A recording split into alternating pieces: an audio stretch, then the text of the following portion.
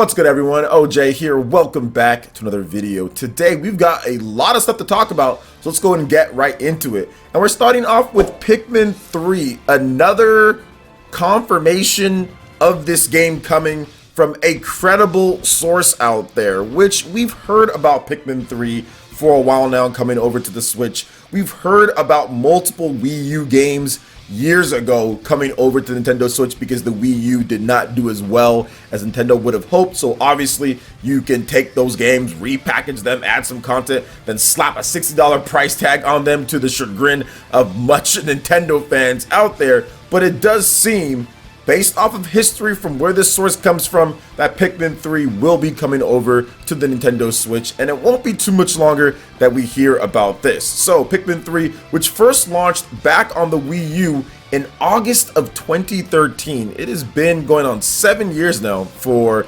Pikmin 3. Seems like there will be a Pikmin 3 Deluxe. That seems to be the name that's different from what we've got before in the previous reports. We just heard that there's a Wii U port of Pikmin 3, but now they're particularly calling it Pikmin 3 Deluxe. Now, this is according to VentureBeat reporter Jeff Grubb. But Nintendo obviously has games in the works, Grubb wrote in his coverage of today's Paper Mario the Origami King announcement. Intelligent Systems only oversaw Koei Tecmo's production of Fire Emblem Three Houses because it was working on Paper Mario the Origami King. The other Nintendo studio will have games ready for release soon as well. That includes the 3D Mario remasters, but it should also include Pikmin 3 Deluxe.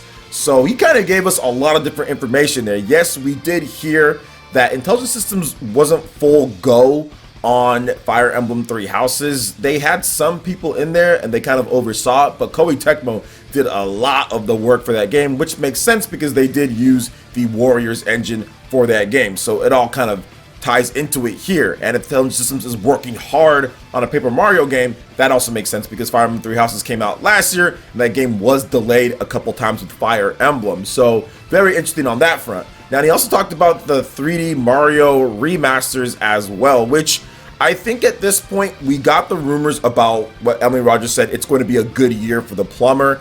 We've talked about Paper Mario. That was rumored for a while. So I think we can sit here and say that this stuff is probably going to happen for this year. Nintendo has been re-releasing a lot of stuff, upgrading a lot of stuff, bringing back older games from their systems. So it does seem to me like we are going to get some 3D Mario remasters. But I think that how they do it is going to be interesting. How is it packaged? How is it distributed? And will there be a remake within the lot of these games that are coming over? So that's going to be the really interesting thing to bring over. Some people consider the 3D Mario games to be some of the best games of all time. So that's going to be big for Nintendo when they get that done or when they show that off. But to get onto Pikmin 3, that's not necessarily a game that I'm in love with. I'm not in love with the franchise. I have the game on the Wii U. I purchased it, was excited just because the Wii U had a lack of games after it launched initially, and I didn't love the game, I'll be honest. I really didn't. But with this deluxe version of the game, I think that it would fit really well with the system.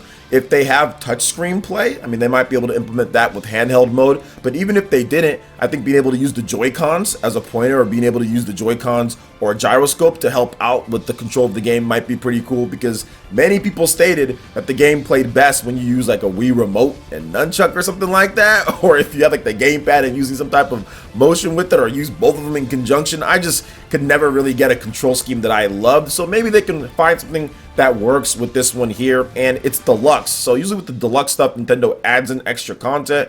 Mario Kart, obviously they added in content. We got the funky mode, Funky Kong with DKC. So we'll see what they add here. I think the big thing for this game is if they added online play, because they have a really cool multiplayer co-op and type of experience that you can do. If they added in multiplayer, that would be really, really cool. So I'm hoping that they do that. I'm hoping that they add in multiplayer and maybe some extra bells and whistles here and there. But what are you guys' thoughts when it comes to all of this with Pikmin 3 Deluxe? More of the talk of the Mario remasters and what's going on there. Paper Mario 2 was awesome, which we're going to talk about that in just a bit. Let me know your thoughts in the comment section below. All right, and moving on to the next topic here, guys. We're going to discuss two games that happened to come out on the same day and that had big reveals on the same day, and that is Paper Mario the Origami King, which we alluded to a little bit earlier, and also Ghost of Tsushima, which Sony showed off an amazing 18-minute state of play direct type of situation that they do, presentation, where they went over the gameplay, and there was just so many great things about both of these games. Now let's start with Paper Mario the Origami King, and what I think now that we have some more information, because we do have some more information, we have an extra gameplay video that shows off the battle system. Not a big gameplay video, it's pretty short with like the snippets, like 19 seconds that I have, unless I can find some more, you know, as of the time that I'm editing the video. But I wanted to talk about this because this shows to me a lot of promise with this franchise. Shows a lot of promise with this franchise because it's not the same style that what we've seen. They're changing things up quite a bit, and I think that's the reason why that they couldn't dedicate so much time to Fire Emblem Three Houses, because they really wanted to make this Paper Mario game special and unique, and it seems like they're combining a lot of the cool aspects of the good Paper Mario games. You are going to have a turn-based battle system. You see the HP in the top corner. You see some of the RPG elements already right there. So if they can expand upon that, maybe not as much, obviously it's not going to be as much as Thousand Year Door, but still, they're going to have some of that. But then they also include some of the great writing, right? Which we even saw just a bit in that trailer, some of the great writing, and of course the graphical prowess that the Switch can do. It seems like it's shaping up to be a really great adventure. And I'm not the biggest Paper Mario guy out there. I love the original Paper Mario, and I love Thousand Year Door. Those are the two cool RPGs that I love. I'm not a fan of the other ones with Super Paper Mario and Color Splash and all that, but this one with the whole swapping the tiles and doing stuff like that, that seems like it's going to be really cool. But we don't even know if that's the main way how to do things, right? We're seeing some of the Thousand Arms stuff, and we're seeing so many styles and varieties of gameplay. That just might be one of the mini games within fighting people. There could be more ones, because they talk about puzzle-based combat. There could be other puzzle-based combat that we see later in the game. So there could be a lot of variety in how you fight enemies, and also build that replay value too. But I also noticed in the top right-hand corner there was a timer, so there's going to be an element of challenge to the battles as well. How fast can you solve this, or can you adjust in order to get the best type of damage that you can get? So I'm with it. I'm with all that type of combat. I think it looks absolutely phenomenal. The graphics just look nice and silky, and this will be the first time in a while, right, since I guess like the 3DS ones, that we've been able to play a normal Paper Mario game portably, and the first time that we're actually going to get, I think in my opinion, a really dope Paper Mario game that I'm going to be interested in portable, that's not tethered to like the Wii U. So a console-based quality type of Paper Mario game anywhere that we want, whether it's on the go or also on the TV. And it, like I said, it looks great. Looks like it runs super smooth. Looks like the resolution is so nice. So I'm excited. Looking forward to playing it, and I think it's going to be a solid Paper Mario game that's going to bring the franchise back from where it's been before in the past. Because Color Splash, that didn't really hit too hard when it comes down to it. So that's pretty good, right? But let's talk about another game that completely shifts gears with all of this. So Ghost of Tsushima. This is a game that we've been waiting for quite some time. For those who don't know, Sucker Punch is my favorite, absolute favorite Sony developer. I always kind of shifted between the God of War, Sony Santa Monica, and Sucker Punch because they make Infamous. One of my first videos, actually my first video that I ever made as a content creator on YouTube, was a comparison between Infamous, that game on the PS3, and Prototype, and I gave the edge to Infamous on the PlayStation 3. So it's one of my favorite franchises out there. I love what Sucker Punch has done over the years, and this game took them pretty much a whole generation to make after they made Infamous Second Son, which I do like.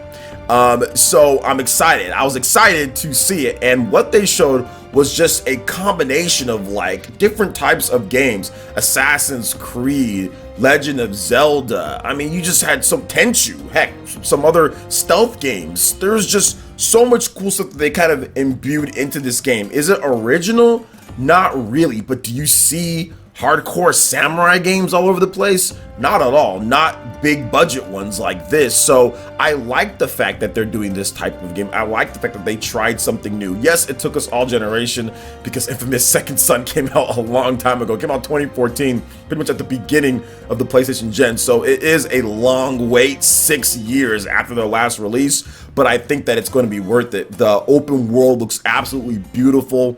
The stealth combat looks great. The customization looks great. We finally found out the innards of how the combat ticks just a bit. They didn't show off too many different stances and how that works, but they did show off quite a number of things that I did like about the gameplay and everything. And that state of play did a great job of showing that off. The only thing that I necessarily wasn't too high on was just some of the general combat, because it looks like they were doing some type of raid or liberation of some place, or burning down or whatever it was of a place. And the only thing that I did not like was the fact that like some of the combat just seemed kind of like they just fall over. They're just pushovers, right? You just slash them up and it's pretty easy. But then later in that same presentation, they did show you fighting against two people, and like they were blocking, because like nobody was blocking in that thing, you know? So I know that Sucker Punch isn't going to make a game that's just like an easy cakewalk or anything like that. So I know there's going to be more enemies that are difficult, but I wish they would have showed like one little snippet of a boss battle, a little bit more intricate sword fighting and gameplay, because it did seem like it was a cakewalk for a lot of that stuff. Either you're jacking them up stealth wise, or you're just slashing off their arms and everything, and you're just, people are scared, people are like, you know, falling down and all this stuff like that. So if they would have shown off a little bit more of the intricate battle system and more of the depth of the different stances and what you can do there, that would have been cool, instead of like showing off like, what was it, like movie mode and all that. I wasn't like, whatever, on movie mode, but I know some people probably like that type of stuff. But for me, the big takeaway was definitely the world, the exploration, the adventure. That just seems amazing. The wind guiding you to your next thing, birds being around, areas of interest, the shrines that you can go and kind of pray at and have waypoints. There's a lot of cool things that they've taken from different types of games and kind of put them into this one. So extremely excited to experience the world of Ghost of Tsushima. And like I said, both of these games coming out right at the same time. It is July 17th for both of these games. Paper Mario, the Origami King, and also Ghost of Tsushima. So that's going to be a busy day for many gamers out there. Or if you're only interested in Paper Mario, cool. If you're interested in Ghost of Tsushima, cool. It's all good. Great day for gamers. Good mid-summer-ish type of releases for these games. So I'm excited for both of them. So what are you guys' thoughts when it comes to all the different topics I've discussed here today? Let me know in the comment section below. All right, guys, that wraps it up for this video here. Check out the link in the description. We've got Twitter. Go and give us a follow on there. Stay up to date on all the latest gaming news and information. Also, make sure you like, comment, and subscribe, and share this video if you can. Thank you guys so much for watching, and we'll catch you for the next one. Peace.